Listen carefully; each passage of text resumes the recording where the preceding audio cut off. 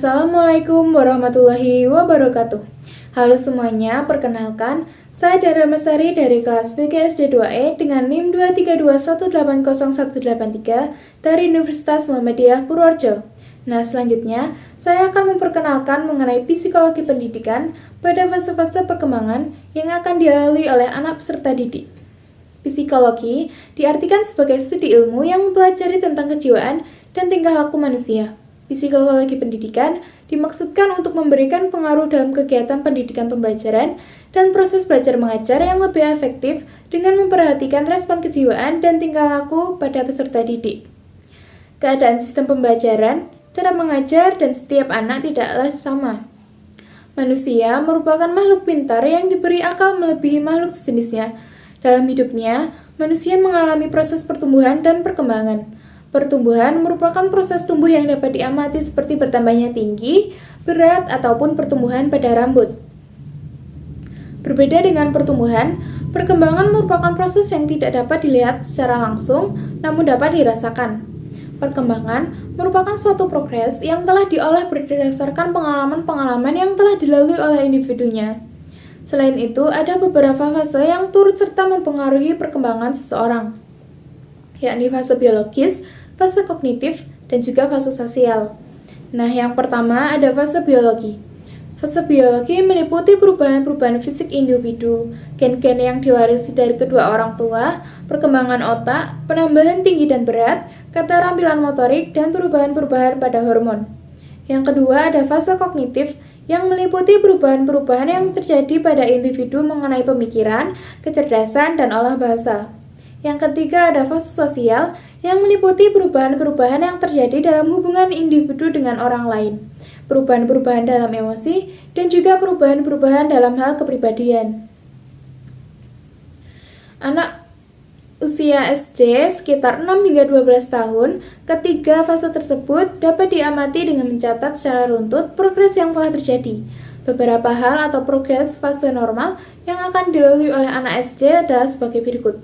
Yang pertama pada fase biologi, yang pastinya pertumbuhan fisik pada anak akan semakin stabil. Pada anak perempuan biasanya akan lebih tinggi dari anak laki-laki, namun dalam hal kekuatan anak laki-laki akan lebih unggul. Pada anak perempuan biasanya akan mengalami menstruasi sebagai tanda kematangan seksualnya. Anak sering bermain dan berlarian, hal ini wajar dilakukan dan harus dilakukan untuk menyalurkan energi yang berlebihan. Yang kedua ada fase kognitif. Pada fase ini, anak akan mulai berpikir secara logis. Anak juga akan mulai bisa membedakan mengenai hal-hal yang ada di sekitarnya. Anak juga akan sering bertanya-tanya dan mulai melakukan pemecahan masalahnya sendiri. Nah, yang ketiga ada fase sosial. Pada fase sosial ini, anak akan meniru dan berperilaku berdasarkan apa yang mereka lihat dari lingkungannya. Anak akan mulai untuk membentuk kelompok pertemanannya sendiri. Emosi pada anak juga akan semakin terbuka dan stabil. Salah satu aspek perkembangan yang paling penting dalam menentukan kesuksesan manusia yakni pada perkembangan sosial. Apabila proses perkembangan terlewati dengan kurang maksimal ataupun misdevelopment, maka dapat menyebabkan anak tersebut akan sulit diubah dan dididik kembali. Perkembangan sosial merupakan proses pencapaian kematangan dalam hubungan sosial. Dapat juga diartikan sebagai proses belajar untuk menyesuaikan diri terhadap norma-norma kelompok, moral, dan tradisi, dan juga meleburkan dirinya menjadi satu kesatuan dan saling berkomunikasi dan bekerja sama. Kematangan sosial anak akan mengarahkan pada keberhasilan anak untuk lebih mandiri dan terampil dalam mengembangkan hubungan sosialnya. Anak adalah seorang individu yang unik dengan segenap potensi yang dimiliki. Namun, anak dilahirkan dengan belum memiliki sifat sosial. Dalam arti, dia belum memiliki kemampuan untuk bergaul dengan orang lain. Untuk mencapai kematangan sosial, anak harus belajar cara menyesuaikan diri dengan orang lain. Kemampuan ini diperoleh anak melalui berbagai kesempatan ataupun pengalaman bergaul dengan orang-orang di lingkungannya, baik orang tua, saudara, teman, sebaya, ataupun orang dewasa lainnya.